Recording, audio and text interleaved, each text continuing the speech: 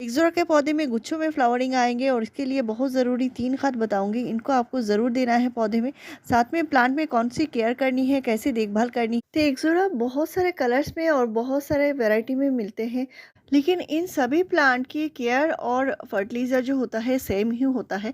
तो इसके लिए आप ये वीडियो देख सकते हैं। एग्ज़ोरा के प्लांट के ऊपर मैंने अलग से प्लेलिस्ट बनाकर रखी है।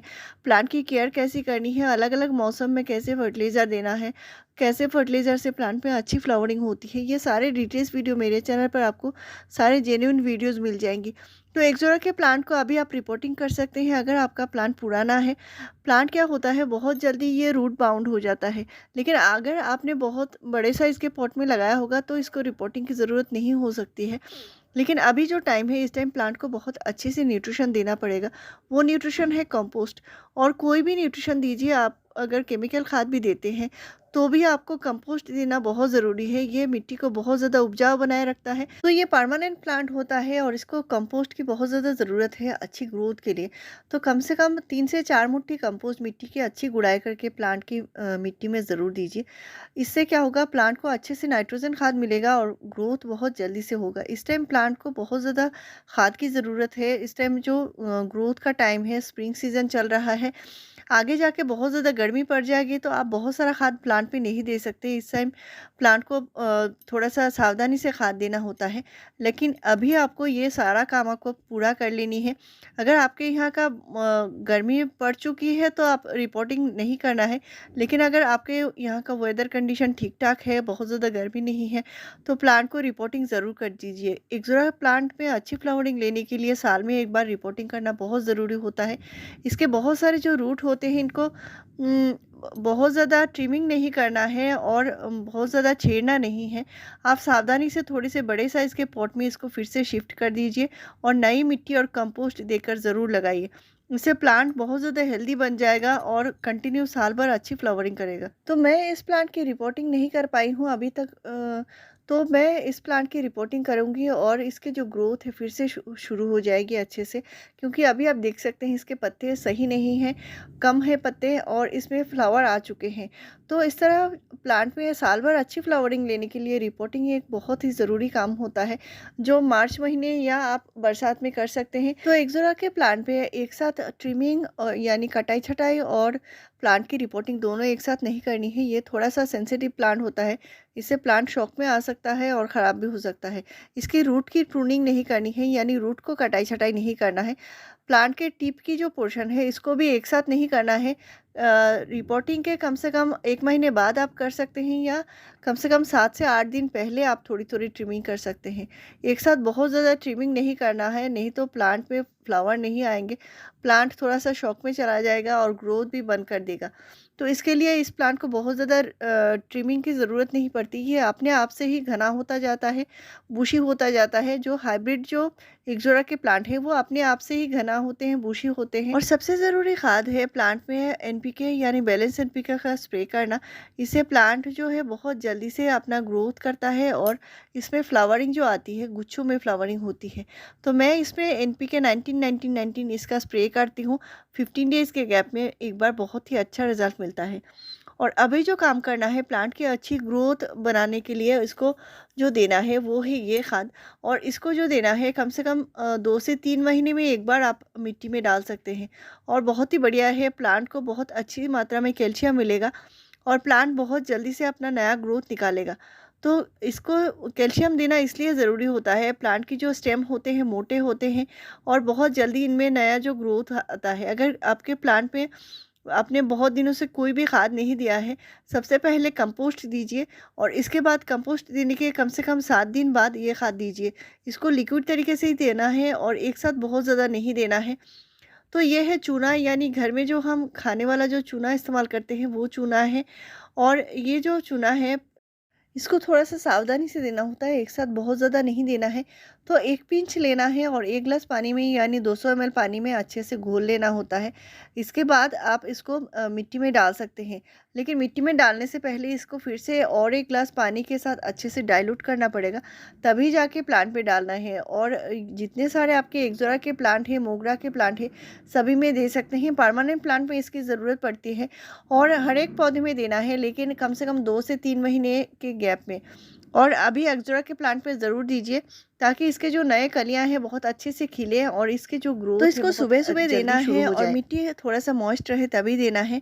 आपको बहुत ज़्यादा तेज़ धूप में नहीं देना है, यानी दोपहर की गर्मी में आपको इसको नहीं देना है। नेक्स्ट मैं बताऊंगी प्लांट में अच्छी फ्लावरिंग लेने के लिए मैं जो खाद डालती हूँ। ये खाद मैं अपने प्लांट में डालती हूँ 15 डेज़ के गैप में, और इसको आपको एक्ज़ोरा के पौधे में अभी ज़रूर से देना है, ताकि पौधे की जो मिट्टी है वो उसका पीएच बैलेंस रहे। एक्ज़ोरा के प्लांट की जो मिट्टी चाहिए वो थोड़ा सा एसिडिक मिट्टी चाहिए, और ये बहुत ही बढ़िया फ्लावरिंग करने वाला प्लांट है। तो इसको फ्लावरिंग के लिए खाद देना होगा। कंपोस्ट देना तो ज़रूरी है ही, इसके बाद आपको ये लिक्विड खाद देना होगा। तो प्लांट की अगर आप रिपोर्टिंग करते हैं तो रिपोर्टिंग के बाद कम से कम 15 दिन के बाद आपको ये खाद देनी है। रिपोर्टिंग के साथ साथ आपको कोई भी खाद नहीं देना है पौधे में। पौधा थोड़ा सा नई मिट्टी में सेट हो जाए इसके बाद ही देना है। तो सबसे पहले मैंने यहाँ पर लिया है चाय की पत्ती। चाय की पत्ती में भरपूर मात्रा में नाइट्रोजन, फास्फोरस, पोटेशियम होता है, और ये मिट्टी की जो गुणवत्ता है इसको बढ़ाए रखता है। और हर एक पौधे में चाय पत्ती का बहुत ही ज़्यादा ज़रूरत है। जितने सारे आपके फ्लावरिंग प्लांट हैं, फ्रूटिंग प्लांट हैं, वेजिटेबल प्लांट हैं, सभी में आप चाय पत्ती का खाद इस्तेमाल कर सकते हैं। और अभी जो मैं खाद बताऊँगी ये आपके एक्ज़ोरा के पौधे में ज़रूर से दीजिए। और इस खाद को आपको बनाकर रखना है, किसी भी जार में बनाकर रख देंगे तो ये बहुत ज़्यादा दिनों तक चलेगा। तो इसलिए मैं यहाँ पे चाय पत्ती दिया है 1 टीस्पून भर के, ये जो फ्रेश चाय पत्ती है वो दिया है। और साथ में मैं दे रही हूँ बनाना के पील्स, यानी केले का छिलका।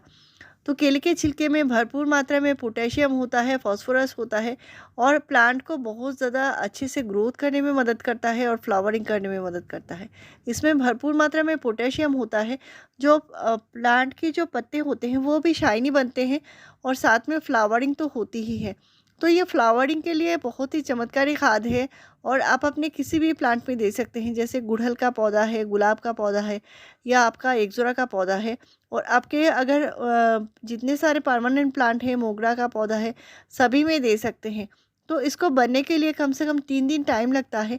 तो केले के छिलके को मैंने कोई भी काटा नहीं है, आप छोटा छोटा टुकड़ा करना चाहते हैं तो भी कर सकते हैं। तो यहाँ पे मैंने 2 लीटर के जार में 8 केले के छिलके दिए हैं, और यहाँ पे मैंने 1 टीस्पून चाय पत्ती दिया है। तो मैंने फ्रेश चाय की पत्ती दिया है, और इसको जो निकाला है मैंने खाद को निकाल लिया है। 3 दिन बाद ये अच्छे से बनकर रेडी हो जाती है। तो आप इस तरह जार में बनाकर रख दीजिए, ये ख़राब नहीं होता। और ये जो केले के छिलके हैं ये आपको मिट्टी में बिल्कुल नहीं डालने हैं, नहीं तो एक्ज़ोरा के पौधे में बहुत जल्दी से डाईबैक का प्रॉब्लम आ सकता है, प्लांट के पत्ते गिर सकते हैं। तो कोई भी छिलके आपको पॉट में नहीं देने हैं, इस बात का हमेशा से ध्यान रखिए। घरेलू खाद इस्तेमाल कीजिए, लेकिन इसका सावधानी रखनी है। ऑर्गेनिक खाद के ऊपर मेरे चैनल पर आपको 500 से ज़्यादा वीडियोज़ मिल जाएंगी। और फ्लावरिंग के लिए भी मैंने अलग से प्लेलिस्ट बनाकर रखा है, फ्लावरिंग के लिए फर्टिलाइज़र, इस नाम से आपको प्लेलिस्ट मेरे चैनल पर मिल जाएगी। आपके जितने सारे फ्रूटिंग प्लांट हैं, वेजिटेबल प्लांट हैं, सभी में इस तरह के खाद दे सकते हैं, घरेलू होममेड खाद।